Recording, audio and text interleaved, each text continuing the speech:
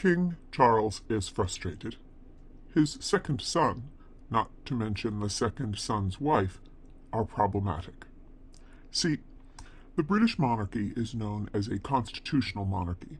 While the sovereign is considered the head of state, he or she, king or queen, has no ability to make or pass legislation. That ability resides with the elected members of Parliament. Indeed, while the monarch invites the Prime Minister, who is head of government, to form a government in the monarch's name, and may advise the Prime Minister, he or she is constitutionally obliged to follow the advice of the government.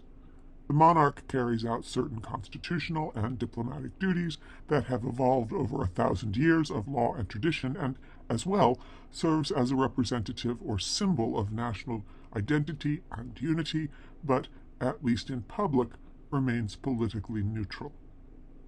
Now, the second son of the sitting sovereign has described his father's government as being at rock bottom. This creates a sticky situation for a famously apolitical family. But the second son is hot-headed and currently tilting at the windmills of his mind. It may be the second son's wife is just as dangerously removed from reality. While Meghan Markle has been out and about accepting awards for the mistitled podcast Archetypes, claiming she loves, quote, digging her hands into the process, sitting up late at night in bed, working on the writing and creative, unquote, the woman who was Archetypes producer, Rebecca Sananes, says that it was her, not Meghan, who created the podcast. As Sananes, and I'm hoping I'm pronouncing her name correctly, as she, unlike Meghan, has not been given any awards for her work and is not a household name. Anyway, Sananes was, until late 2022, head of audio at Meghan and Harry's production company, Archewell or Arkewell, and was the executive producer of Archetypes. Ms. Sananes' statement is simple. I am the executive producer and creator of Archetypes, hosted by Meghan, the Duchess of Sussex. The 40 most powerful people in broadcasting are not executives, they're not celebrity hosts, and they're not talent agents. They are the producers.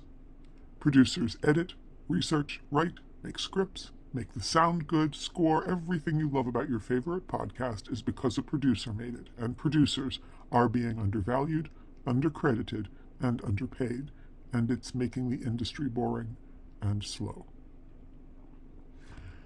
Taking a potshot at a 1,000-year-old institution of which your father sits at the head, or taking credit for someone else's work, being a fuck-up or a fraud, which is worse? Tell me in the comments.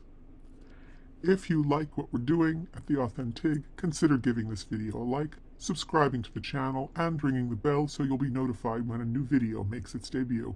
And speaking of new videos, starting this week, The Authentic has a new schedule. We will be posting 3 times a week on Thursdays, Fridays, and Saturdays. Look for new videos then, and thank you very much for watching.